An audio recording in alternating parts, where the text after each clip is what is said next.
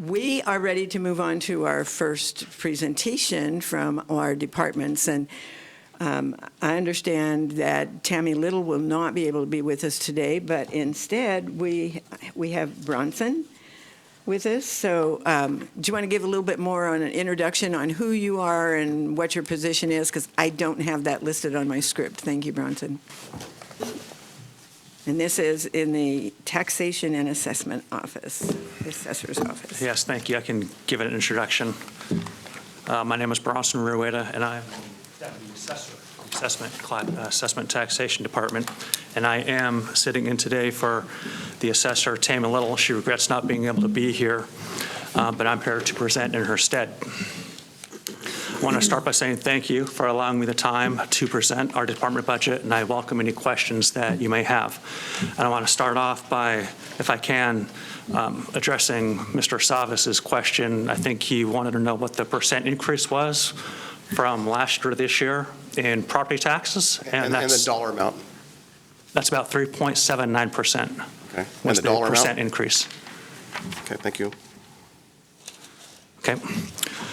So I would like to begin by covering tab 4.2.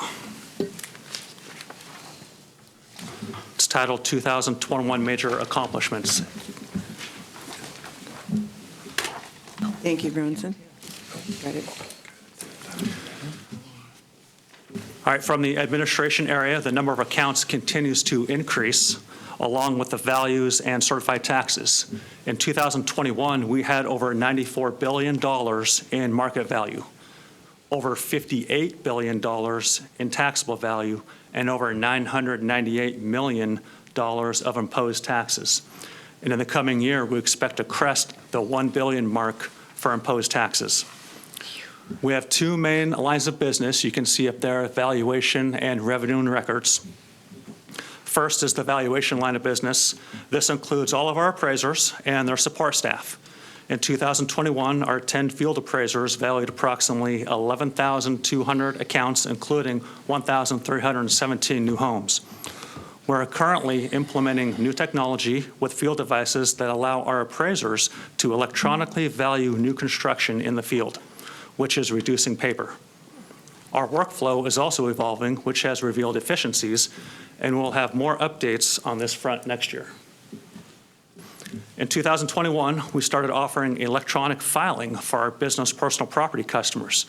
This online platform has reduced paper and reduced overtime. Overall, feedback from customers using this new online platform have applauded our efforts and appreciate the electronic option. I will note these customers, which are about 6,000, also have the option to receive their property tax statements electronically. Our second main line of business is revenue and records. This line of business is charged with calculating and collecting property taxes as well as maintaining property records for assessment and taxation purposes. We collected and distributed 90% of the $998 million imposed taxes by December 31st of 2021. So that's just a little over a month after the due date. Our collection and distribution percentages have remained steady and consistent to pre-pandemic numbers. I will note we are currently in contract negotiations with a vendor to print and mail our real property tax statements, which is about 160,000, including an option for these customers to receive their statement online instead of in the mail. Our hope is that this will reduce our mailing and paper costs in the future.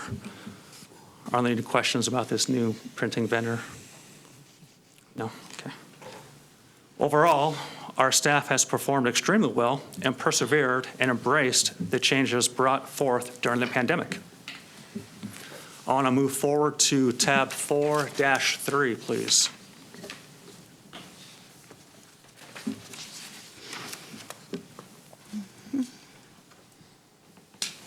So for me, there aren't any real surprises on this page. We are steadily getting our work completed per statutory mandates with a growing county and an ever-increasing workload.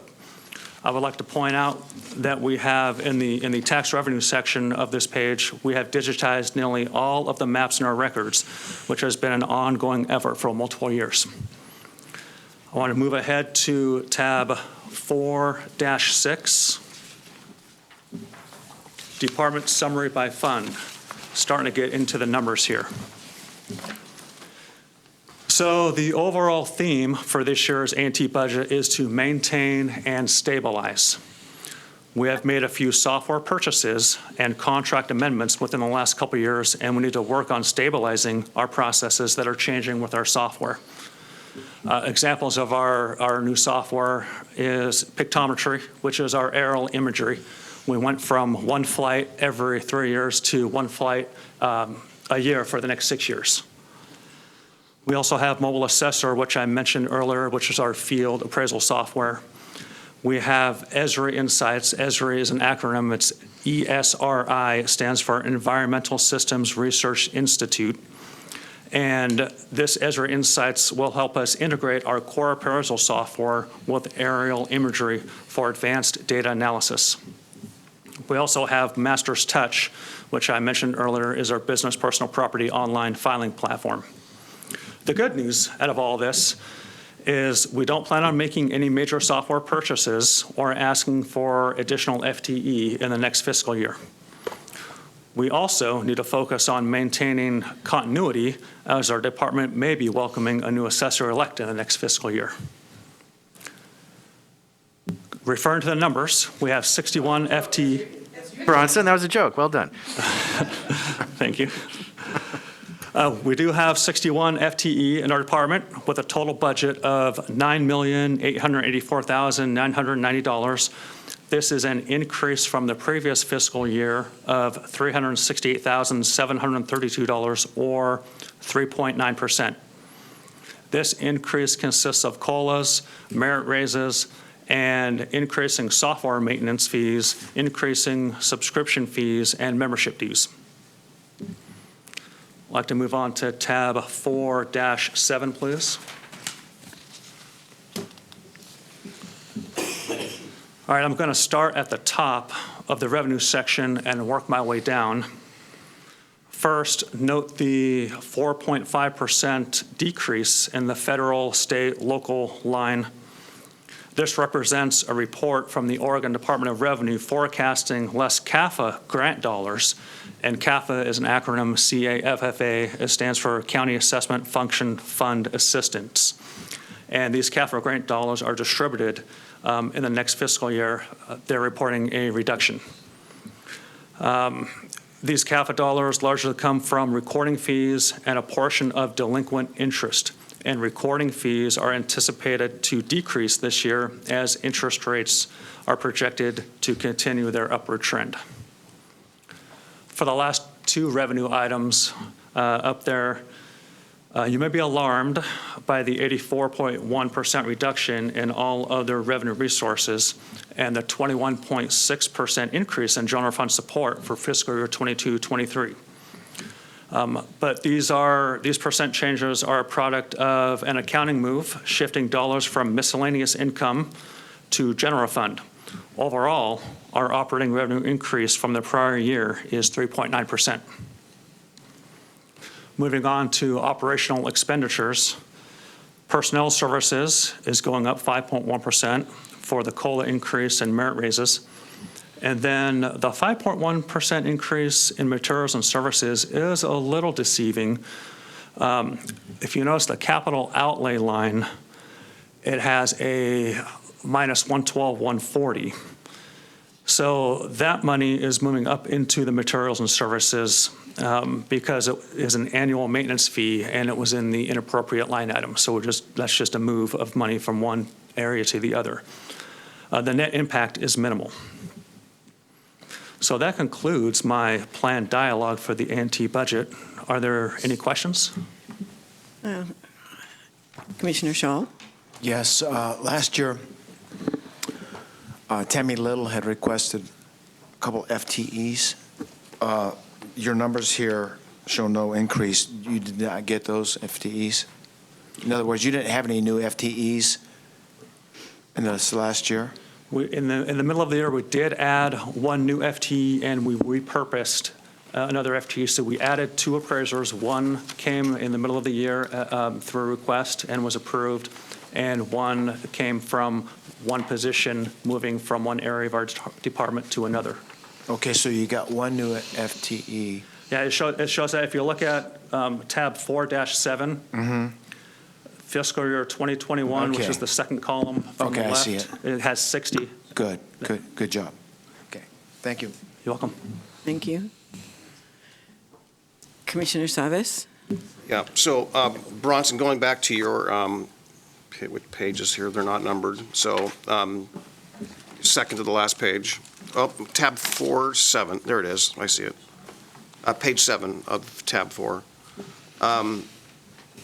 You mentioned earlier the tax rate's 3.79, and your expenses are 3.9, so there's a little bit of a delta there, but my greatest concern is that your materials and services and personnel expenses, how certain are you that materials and services are going to be 5.1% or less increase?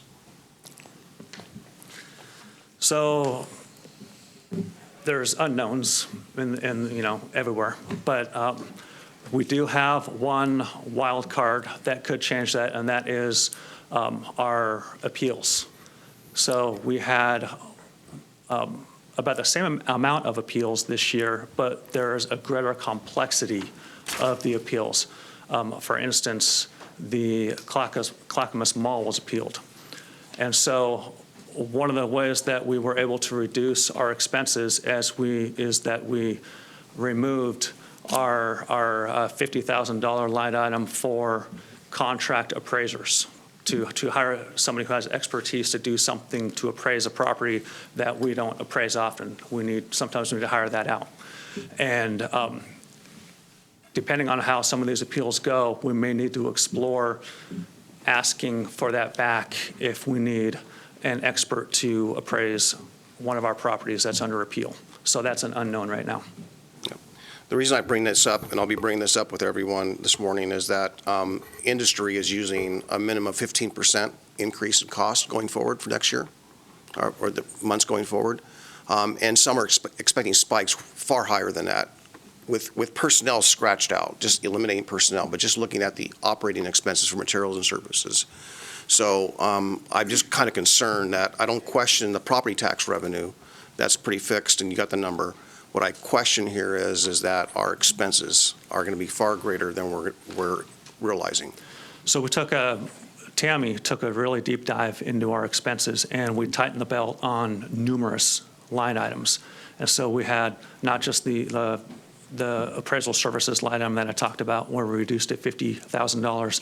We had numerous line items that reduced it by hundreds or thousands of dollars, and we're keeping that in mind as we move forward this year to maintain that reduction and not go over the spending on those line items. So I think we did a very good job of trying to fall within the Gary's guidelines of tightening our belts and bringing forth a budget that has no waste to it, and I think we've done that. Okay. Thank you. So we have Commissioner Fisher and then Mr. Cernak. Yeah, thank you, Chair Parks. I'm looking at tab 4-7, and down at the bottom, there's a double asterisk that says, General Fund Department starting fiscal year 2021 amounts and revenue less expenses will be moved into non-departmental at year end. And I recall seeing a series of emails. I can't remember how long ago that was because COVID messed with my brain, but maybe like a month ago or 6 weeks ago. So I'm interested in, because I know it was dealing with the assessor's office.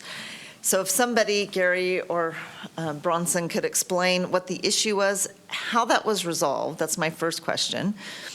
And then my second question is, as we are going through all these budgets, I'm just curious how we could know what the number of the excess was that went into the non-departmental. Is there a way for us as a budget committee to track that and to have an idea of what those numbers are? Those are my two questions.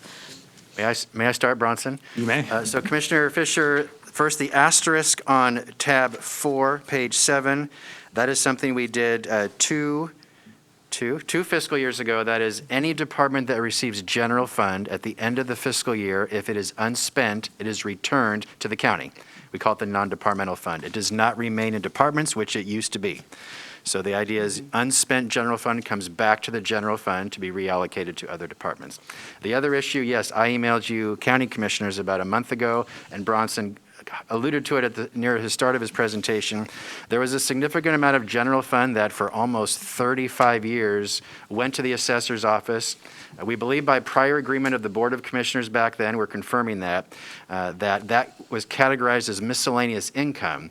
And I talked with Tammy and Bronson, and my view and Elizabeth's concurrence, it's general fund dollars, so it really should be categorized as general fund, not miscellaneous income. So it's simply an accounting change. It is the funds they've always received. They'll continue to receive it, but I'm just asking we categorize it correctly as general fund, which it is, not miscellaneous income. Bronson, do you want to add or clarify to anything? No, that was good, Gary. Thank you. All right, thank you very much. Mr. Cernak. I don't know if you've got it, but I'm looking at tab 4, page 12, which isn't part of the presentation. On the efficiency, the last line of that table, it looks like you've been trending down in number of dollars in tax revenue per dollar of expense. And that surprised me a little bit when you talked about the efficiencies you've gotten out of the software that you've implemented. So I'm wondering if you can, I'm not worried about the cost per account going up. I expect costs to go up over time, but I would also expect revenues to offset that. So the trending down in efficiency on that last line is a little concerning to me. Is there any plan to address that? So, yeah, you're right. It is going down, and it's a good question because when I saw these numbers, I asked the same thing. Hey, why is this going down? If we're creating efficiencies, we should be going up, or at least maintaining. So the short answer is if we hadn't implemented some of the software, if we haven't changed some of our business processes, that downward trend would be much greater than it is right now. Okay. I mean, I guess that's good.